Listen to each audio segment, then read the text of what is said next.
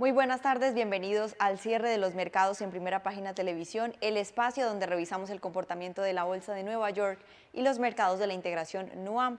Comenzamos esta emisión anunciándoles que ya cerraron operaciones bursátiles las bolsas internacionales y vamos a revisar cómo le fue a Wall Street durante la jornada que, como podemos observar, el Dow Jones terminó con un avance del 0,04%, es decir que apenas subió 20 puntos, sin embargo se sigue manteniendo sobre los 50.000, específicamente 50.135 puntos que alcanzó en la jornada pasada después de ese repunte de 600 puntos. Por su parte, el Standard & Poor's 500, vemos que contra ese resultado del Dow Jones finaliza con una caída del 0,34%, es decir que apenas baja 23 puntos en 6.908, y por su parte el Nasdaq, que es el último de los índices que compone Wall Street, también finaliza con un avance del 0,75%, es decir que avanzó más de 150 puntos en 22.707, lo que quiere decir que las tres bolsas en el mercado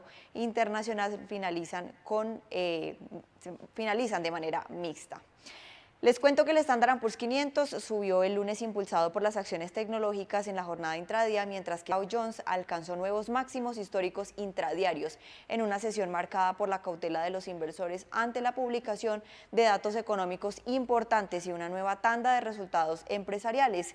El índice avanzó 0,7%, el Nasdaq también aumentó, liderado por el sector tecnológico. También les cuento que las acciones vinculadas a la inteligencia artificial volvieron a destacar. Nvidia y Broadcom subieron 3% y 4% respectivamente, mientras que Oracle se disparó 11% tras recibir una mejora de recomendación impulsada por el optimismo en torno a OpenAI y sus proveedores. El repunte se produjo luego de una semana volátil en la que el Dow Jones superó por primera vez los 50.000 puntos tras un fuerte rebote después de la corrección en tecnología y criptoactivos. Pese a la recuperación, el mercado sigue evaluando si el repunte tiene sostenibilidad o si se trata de una oportunidad táctica de comprar.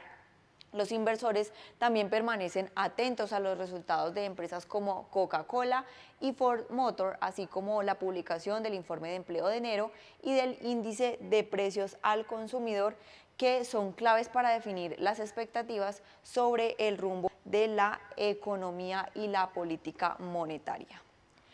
Tras revisar esta información, veamos cómo cerraron los mercados de la integración NUAM, iniciando con la Bolsa de Valores de Colombia, que vamos a observar de qué manera cerró en la jornada de hoy. Recordemos que en la apertura había tenido un comportamiento positivo, hoy sigue teniendo ese mismo resultado. El Colir avanza 1,01% en 1.533 puntos, todavía se mantiene sobre ese valor de los 1.500, mientras que el Colcap, ya revisamos exactamente de qué manera terminó, también sube más del 1% en 2.396 unidades. Avanza el Colcap a esta altura de la jornada o al cierre de esta jornada. Dentro de las acciones que avanzaron, el primer título en hacerlo fue Mineros en 2,63%, una variación positiva. Terpel también tuvo un avance superior al 2%, 2,50% específicamente. Grupo Argos también finalizó con un avance del 1,80% y Da Vivienda Group de la acción preferencial aumentó 1,64%. Por su parte, acciones como, por ejemplo, la acción de Corfi Colombiana y Éxito finalizaron en caídas, fueron las únicas dos que mostraron comportamiento negativo al cierre de la jornada, siendo Corfi Colombiana la de menor desempeño, fue leve, 0,30%, seguido de Éxito, que descendió 0,20%, aunque hubo caídas, no fueron superiores al 1%, sino que lo hicieron de manera leve. Y en noticias del mercado colombiano les cuento que Credit Corp Capital elevó su objetivo para el MSCI Colcap a 2.680 puntos, sustentado principalmente en una reducción de sus supuestos de costos de capital. La firma señaló que el ajuste responde a un análisis en un contexto en el que el mercado accionario colombiano ha registrado un rally durante el año a pesar de señales macroeconómicas mixtas y mayores preocupaciones fiscales. Según el reporte, el avance del mercado se explica por flujos hacia América Latina, mayor participación de los fondos de pensiones locales tras limitaciones a la inversión externa y cierta anticipación de escenarios electorales. No obstante, Credicorp mantuvo a Colombia como su mercado menos preferido dentro de la muestra, dado que el alza no ha estado acompañado de una mejora en utilidades. Como acciones destacadas, la firma mantuvo su preferencia por Grupo Sura y la preferencial de Grupo Sivest. De otro lado, Banco de Occidente ajustó su oferta de certificados de depósitos a término al elevar las tasas hasta 11,85% efectivo anual, principalmente para plazos entre 360 y 540 días. La entidad informó que los CDTs contemplan pago mensual de intereses, lo que permite a los ahorradores recibir un flujo periódico de rendimientos durante la vigencia de la inversión. El ajuste se da en el marco del portafolio Cubo, que integra productos de ahorro e inversión orientados a metas de mediano y largo plazo. Según la información divulgada, los rendimientos varían entre el 11,35% y 11,85% según el monto y plazo, y los productos cuentan con cobertura del seguro de depósitos de Fogafín. Siguiendo con las bolsas que integran Nuam, vamos a darle paso a el mercado chileno, a ver de qué manera hizo la jornada el día de hoy, que como podemos observar registra una variación positiva del 0,35% en 11.250 puntos al cierre de esta jornada, una variación bastante leve comparado con la variación que tuvo a principios de año, donde claramente había sobrepasado los 11.500 y recientemente alcanzado los 11.600 puntos. Sin embargo, una caída en el valor de los metales, algunos resultados financieros, pues claramente le pegaron a la bolsa chilena, que hoy va registrando caídas aunque vemos que hoy pues tuvo una variación positiva que todavía la mantiene sobre los 11.200 puntos. Vamos a ver entonces cuáles son las acciones que están influenciando su comportamiento, y en línea con ese resultado vamos a empezar con las acciones que tuvieron mayores alzas. El primer título en avanzar es Banco de Chile en 2,71%,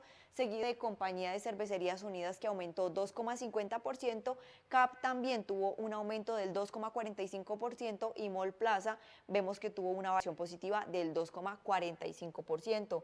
Por su parte, acciones como por ejemplo Aguas Andinas de la Serie A, Inversiones Aguas Metropolitanas, la Sociedad Química Minera y Empresas CMPC, seguido de Inversiones La Construcción, tuvieron variaciones negativas en la jornada, siendo Aguas Andinas la de menor desempeño en 2,39%, seguido de Inversiones Aguas Metropolitanas, que descendió 1,82%, y la Sociedad Química Minera también bajó 1,62%.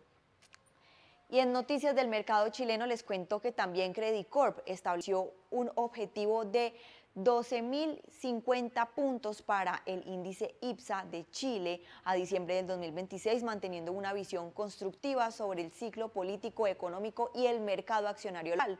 Si bien la firma reconoce que el potencial alcista es más acotado tras el rally registrado, el sesgo direccional continúa siendo positivo, respaldado por expectativas favorables en el entorno macro y de inversión. El objetivo se basa en un enfoque combinado con una estimación de down de 12.275 puntos y un bot-up de 11.830 puntos, que incorpora revisiones al alza en proyecciones para LATAM Airlines, la Sociedad Química Minera, Parque Arauco y Aguas Andinas, así como un escenario de precios de litio más elevados. Entre los principales riesgos al alza, la firma destacó eventuales recortes de impuestos y una mejora en la posición fiscal. Sus recomendaciones clave son LATAM con posición de compra y Falabella con recomendación de mantener. Recordemos que el año pasado Morgan Stanley había proyectado una alza superior a los 10.000 puntos para mitad de este año. Sin embargo, claramente esas expectativas en torno al tema político, los precios de algunos metales en el mercado internacional y otros factores elevaron bastante el índice principal del mercado chileno, y claramente ya hoy se ubica por encima de los 11.000 con esa proyección a los 12.000 que hace Credicorp. De otro lado, les cuento que el mayor precio internacional del cobre impulsó el valor de las exportaciones chilenas en enero, pese a que la producción minera nacional acumula 5 meses consecutivos de caídas interanuales. Según cifras del Banco Central, los envíos del metal alcanzaron 4.550 millones de dólares, con una alza del 7,9% en valor, explicada principalmente por un incremento del 34% en el precio promedio frente a igual mes del año anterior. En contraste, los volúmenes producidos siguen mostrando debilidad, afectado por menores leyes minerales, retrasos en proyectos y contingencias operativas en faenas relevantes. Esta combinación entre precios elevados y descenso productivo ha comenzado a llamar la atención de los mercados, dado el peso de Chile en la oferta global de cobre y su potencial impacto sobre el equilibrio del mercado internacional. Y ya para finalizar, vamos a darle paso entonces a la bolsa limeña, que hoy vemos que termina con alzas en sus dos índices.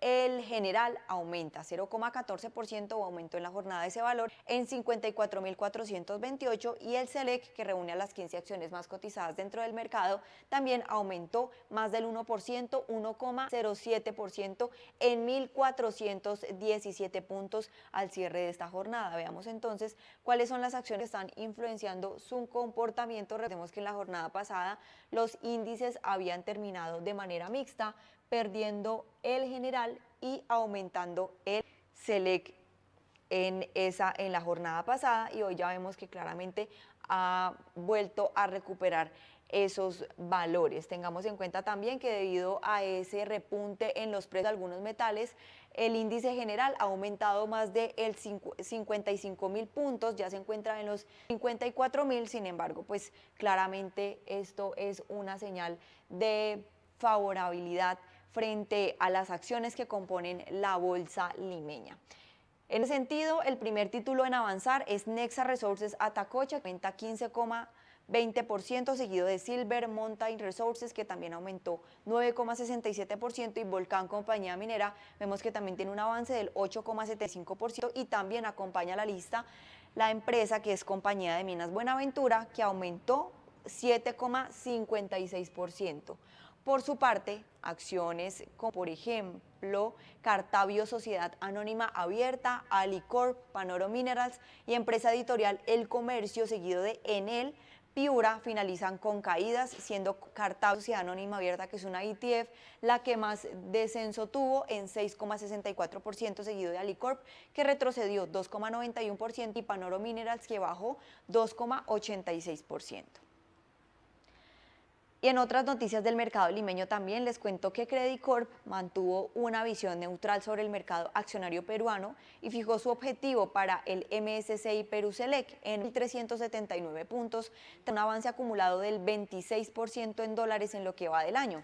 La firma espera que el índice opere dentro de un rango acotado, con un potencial de variación limitado, donde el rendimiento por dividendos estimado cercano al 3% compensaría eventuales ajustes en precios. En ese escenario, la corredura prioriza la selección de acciones y favorece compañías expuestas a la demanda interna sobre el sector minero. No obstante, para inversionistas con mayor tolerancia al riesgo, Credicorp identifica a Astrover como su exposición relativa preferida dentro de la minería, respaldada por su perfil de dividendos, mientras que en un contexto más constructivo el índice podría alcanzar los 1.490 puntos.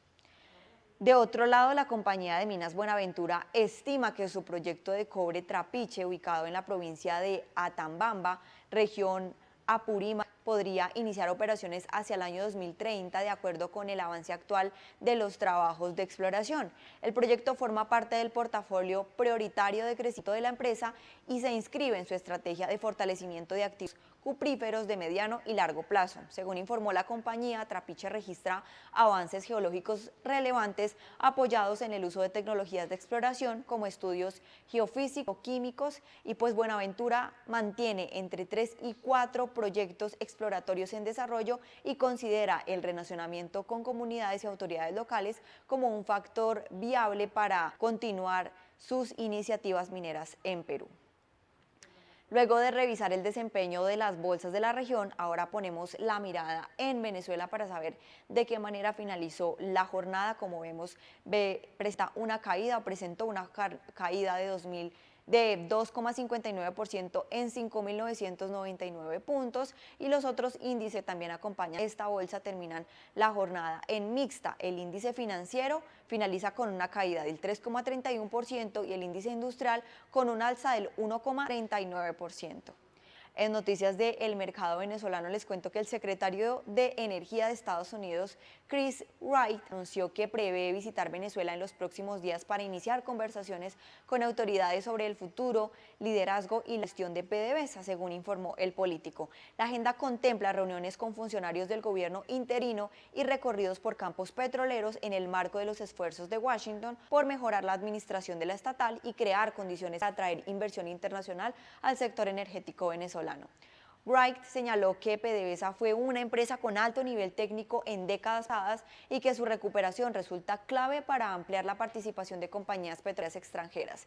De acuerdo con el reporte, el funcionario espera reunirse con la presidenta interina Delcy Rodríguez y espera que Venezuela podría celebrar elecciones diplomáticas en un plazo de 18 a 24 meses en un contexto de cambios políticos y ajustes en el mercado petrolero del país. Muchísimas gracias a todos nuestros televidentes. Nos vemos en una próxima oportunidad aquí en Primera Página, el canal de los negocios, y me voy dejándolos con este análisis económico. Hola, ¿cómo están? Bienvenidos a una nueva visión semanal de los mercados para esta semana del 9 de febrero del 2026. Dejamos atrás una semana bastante movida en donde tuvimos una fuerte corrección de acciones tecnológicas y software, ojo con eso, que reaviva temores sobre valuaciones y también sobre la adopción de la IA. Recordemos que estamos en temporada de resultados en Estados Unidos con la entrega de grandes tecnológicas, las magníficas 7, y estas hablaron de aumentar considerablemente sus CAPEX, que son la inversión que van a hacer en tecnología y particularmente en inteligencia artificial, lo cual eso generó harto temor porque son grandes las cantidades que van a destinar a ese fin y está todavía en discusión cómo se van a rentabilizar toda esta nueva inversión, que es ahí donde está la gran duda, y es eso lo que le ha pegado a algunas grandes tecnológicas. Todo esto también se juega con las criptomonedas que se desploman y que tienen mucha relación con las acciones de software que estuvieron bastante en la mira la semana pasada.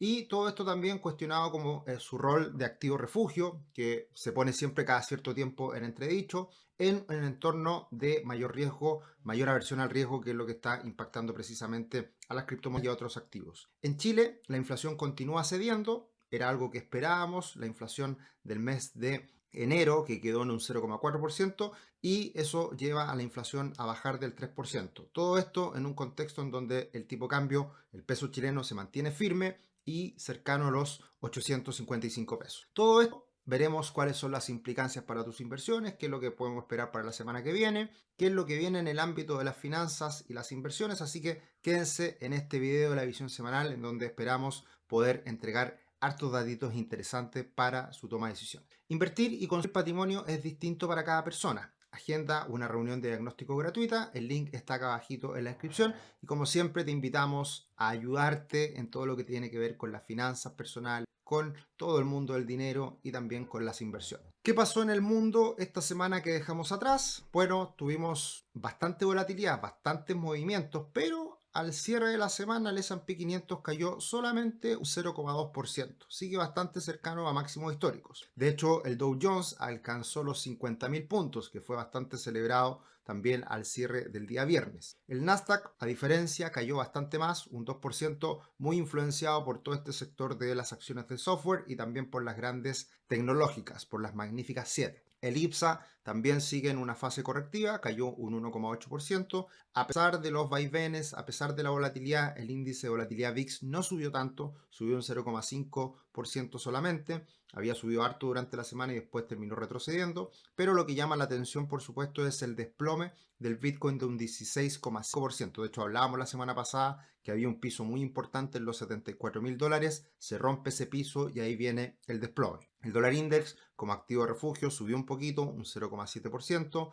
El dólar peso en Chile siguió cayendo, cayó un 2%. El petróleo WTI cayó un 2,6%. El oro se recuperó avances del 5% y el cobre sigue ahí un poquito más estable, cayendo un 0,7%.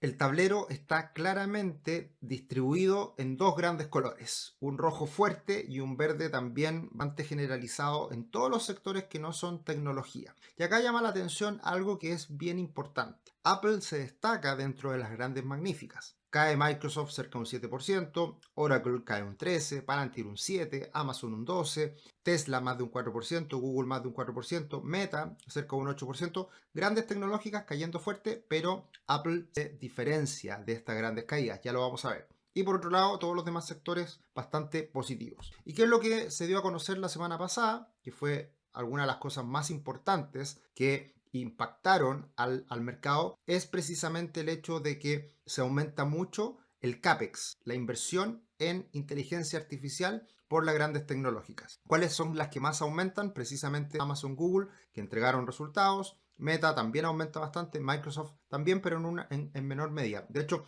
al costado derecho aparecen los porcentajes de aumento de la inversión en este CAPEX de inteligencia artificial. Google casi un 100%, Meta un 73%, Tesla un 135%. Y la que menos aumenta es Apple con solamente un 2%. Por lo tanto, acá está una de las razones de por qué vimos esa gran caída de las grandes tecnológicas la semana pasada, lo que llama la atención, lo que preocupa, en que se van a hacer grandes inversiones que todavía no se tiene muy claro cuál va a ser el resultado, cómo se va a monetizar toda esta infraestructura en inteligencia artificial para estas grandes tecnológicas. Así que por eso es la diferencia, eso fue algo muy importante la semana pasada, le pegó muy fuerte a Amazon, a Google y por supuesto también hubo un contagio hacia el resto del sector. Todo esto en el contexto que comenzábamos la semana pasada, el cómics que traemos a colación ya un poquito añejo, lo hablamos el lunes pasado, en donde tenemos un posible nuevo presidente de la Reserva Federal que impactó bastante la semana anterior. Ahora, en cuanto a noticias económicas, hubo un cierre parcial del gobierno de Estados Unidos, por eso se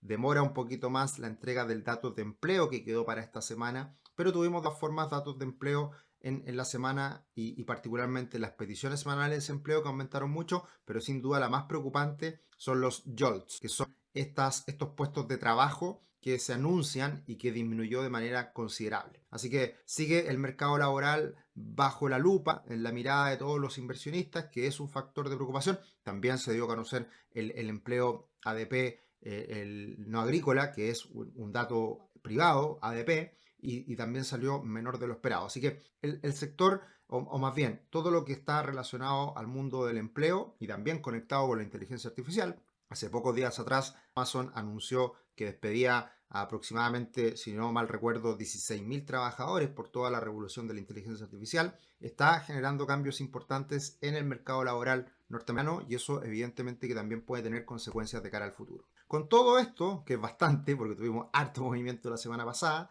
aumentaron las probabilidades de baja de tasas por la Fed. Recordemos que la semana pasada estábamos en un 87% de mantención, bajó a un 80% y aumentó a un 20% la probabilidad de baja de tasas. Recordemos que cuando los mercados tambalean, se ponen nerviosos y la economía puede sufrir, viene esta posibilidad en aumento de bajar las tasas de interés. Y para la reunión del 29 de abril se mantuvo más o menos estable. Para esa reunión no cambia mucho la situación, o sea, más bien se adelantaría eventualmente una baja de tasas y se quedaría ahí estable por un tiempo esta situación. Así que esa es la gran novedad de la última semana. Tenemos un nuevo webinar, clase en vivo, ordena tus finanzas post verano. Para los que se porten un poquito mal, hayan salido de vacaciones y nos decepcionamos por supuesto mucho en esta época y también pensando en que se acerca marzo y vienen muchos gastos, tenemos el miércoles 18 de febrero un webinar 100% gratuito con Chris Domínguez y también con Francisco Ackerman a las 7 de la tarde. Así que anoten ese día, miércoles 18 de febrero a las 7 de la tarde. El link está acá abajito en la descripción para que se inscriban absolutamente gratis. Y de esta forma pasamos al comportamiento de las bolsas y en lo que nos vamos a fijar precisamente en esta visión semanal